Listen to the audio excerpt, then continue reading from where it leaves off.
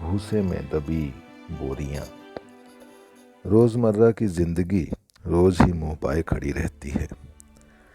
एक तरह की सुबह, एक ही तरह का दफ्तर, वहां तक पहुंचने का वही रास्ता, वही लोग, एक ही तरह का काम, उसी तरह की वापसी, वही घर, वही शाम और वही हतप्रभ सी घूरती रात।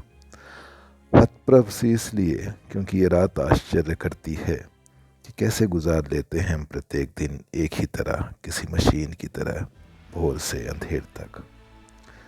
यह मुझे अद्भुत लगता है, इसलिए क्योंकि हर दिन मेरे साथ कुछ ना कुछ नया होता है, अच्छा या बुरा, पर कुछ अलग सा।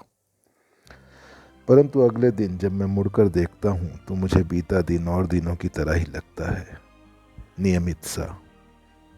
ऐसा क्या है जो मुझे नया नया सा नहीं दिखता? क्या है जो खो गया है, या क्या है जो अंदर है पर दबा हुआ है, भूसे के ढेर में दबे गेहूं के बोरियों की तरह? मेरे घर के बाहर टंगे झोले में रोज सवेरे 4 बजे कोई व्यक्ति दूध के पैकेट्स डाल जाता है और उसी झोले में पड़े कागज के कूपन को निकाल जाता है। कोई 50 बरस का यह व्यक्ति पिछले 27 वर्षों से यह काम लगातार कर रहा है। रोज तीसरी मंजिल की सीढ़ियां चढ़ता और उतरता है, कई अपार्टमेंट्स में। ऐसा क्या है इस कार्य में जो उसको जिंदा रखता है? वह तो शायद कभी मन भर कर सुबह सोया ही नहीं। क्या ये महज पेट की आग है, या परिवर्तन की आशंकाओं का भय, या इस काम में उसे एक आनंद आता है, या कोई सुकून मिलता है? मैं नहीं जानता। मेरे गांव में मोहना कुम्हार है, जिसे मैं आज पिछले 35 वर्षों से चाक पर कुल्हड़ बनाते देख रहा हूँ। उसके बेटे ये काम नहीं करते और आज वह शहर जाकर कमा खा रहे हैं।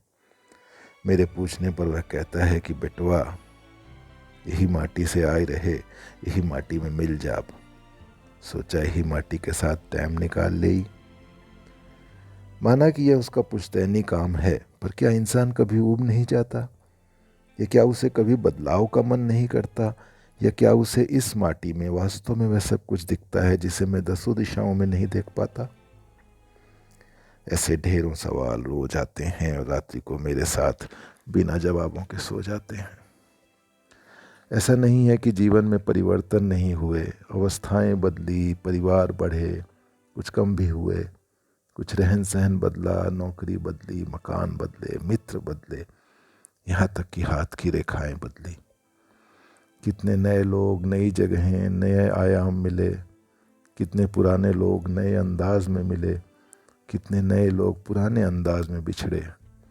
माता पिता, भाई बहन, परिवार के प्रति विचार बदले, अपने ही जीवन में भविष्य के प्रति चिंताएं बदली, वस्त्र बदले, शायद कुछ आत्माएं भी बदली। सब कुछ तो बदला। फिर क्या है रोज सुबह जो एक सा दिन मुंह बाए खड़ा रहता है और कहता है, कुछ नहीं बदला, तुम तब भी वही थे, तुम अब भी वही हो। निरर्थक, बिल्कुल खाली। गुप्त जी पंचवटी में कहते हैं, परिवर्तन ही यदि उन्नति है तो हम बढ़ते जाते हैं, किंतु मुझे तो सीधे सच्चे पूर्व भाव ही भाते हैं। ये किन भावों की बात कर रहे हैं? वो जो परिवर्तन से परे हैं, या होने चाहिए? ये क्या हमारे संस्कारों की बात है, या उन मानवीय भावों की जिनमें अमूमन समय के साथ परिवर्तन नहीं होना चाहिए, जैसे प्रेम, वात्सल्य, दया, क्रोध, द्वेष, ईर्ष्या आदि? यद्यपि इन भावों में बदलाव नहीं आए, किंतु इनके क्रियान्वयन में या इन भावों को व्यक्त करने में अनेकों बदलाव आए हैं। फिर क्या है जो निरर्थक जान पड़ता है, जो खाली दिखता है, जिस पर उमंगें असर नहीं करती, जिस पर संदेह रहता है? शायद ये मेरे देखने का नजरिया है। शायद जब मुस्कुराते फूल दिखते हैं पर मुस्कुराहट महसूस नहीं होती, जब व्यंजन का जायका होठों पर नहीं टिकता, जब पायल का सम्मोहन चंद पलों का होता है, जब रागिनी की धुन सुनने के पश्चात गायब हो जाती है, जब भोर की किरणें धूप लगती हैं, जब सांझ की बेला भ्रम पैदा करती है तो निश्चित ही दोष फूल, व्यंजन, पायल, रागिनी, किरण या सांझ का नहीं है।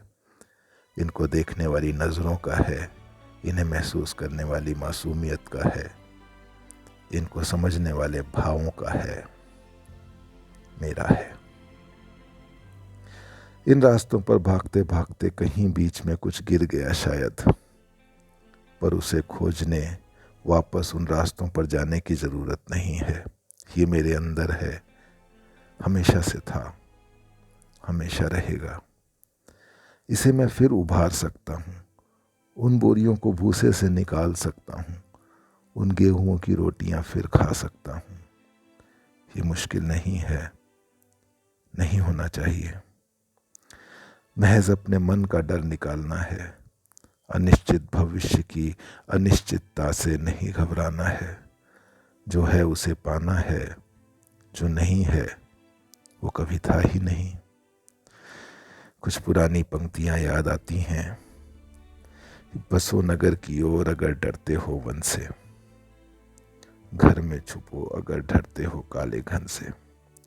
बसो नगर की ओर अगर डरते हो वन से, घर में छुपो अगर डरते हो काले घन से। छुप जाने की जगह नहीं सारी दुनिया में, अगर कहीं डरते हो तुम अपने ही मन से।